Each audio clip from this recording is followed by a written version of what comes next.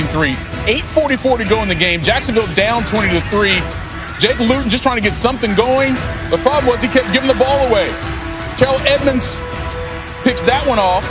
Luton had 4 picks in the game. So how would the Steelers respond? With Big Ben throwing one of his 2 touchdowns in this game. He went 32 for 46 for 267. They're 10-0. Mike Tomlin, are you happy or not?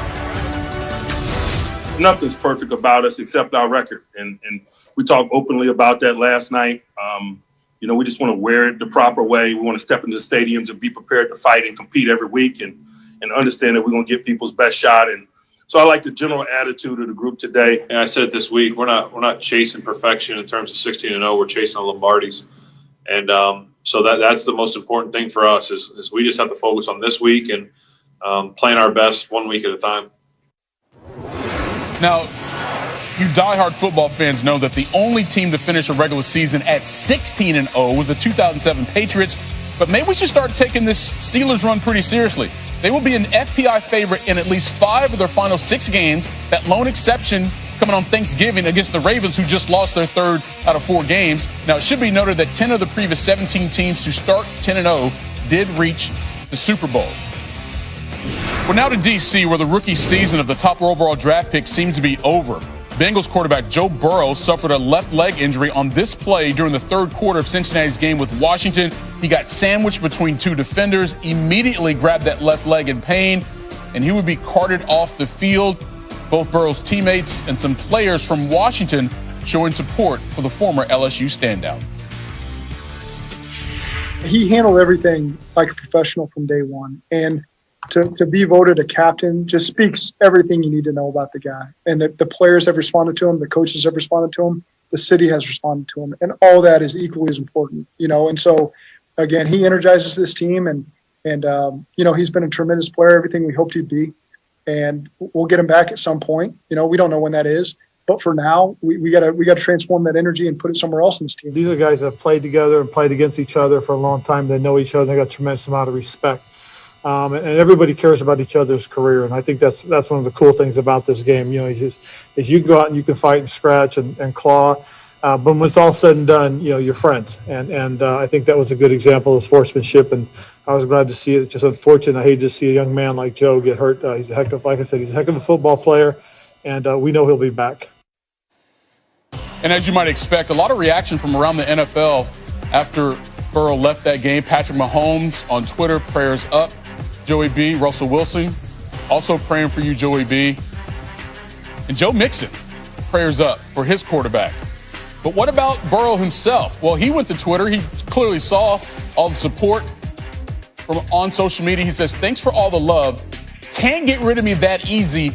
See ya next year. More on the game between Washington. Thanks for riding with us on this fresh edition of SportsCenter. All those stories ahead. Plus, we'll get you ready for the tip-off to the college basketball season set for later this week. But we do start with the Week 11 NFL thriller between the Ravens and the Titans. Of course, this was a rematch from last year's divisional round when the 6-seeded Titans upset the top-seeded Ravens. Tennessee 1-3 over its last 4 games after starting the year 5-0. But check this out.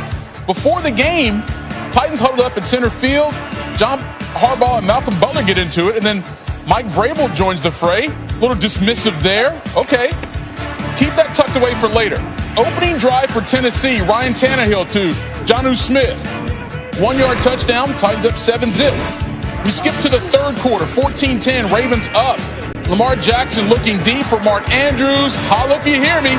31-yard touchdown. And check this out. Oh, Lamar? Malcolm? Is this beef real? We go to the 4th quarter. Titans down 21-16. 2:30 to go in the game. Tannehill to A.J. Brown. Yo, bruh's not going to be denied. 14-yard touchdown. They convert to 2-point play to go up 3. Ravens kick a field goal. We go to overtime. After the Ravens punt on their first possession, Tennessee just needs a 3. They're in field goal range, but Derrick Henry's like, 6 is 2 times better than 3. 29-yard touchdown. Vrabel, Harbaugh, handshakes not happening. Titans win at 30-24. Here's Sal Palantonio. I was here back in January when Derrick Henry shocked the stadium. Fans in the stands rolling through the Ravens for 195 yards. and sending them home 28-12 in the divisional round of the playoffs.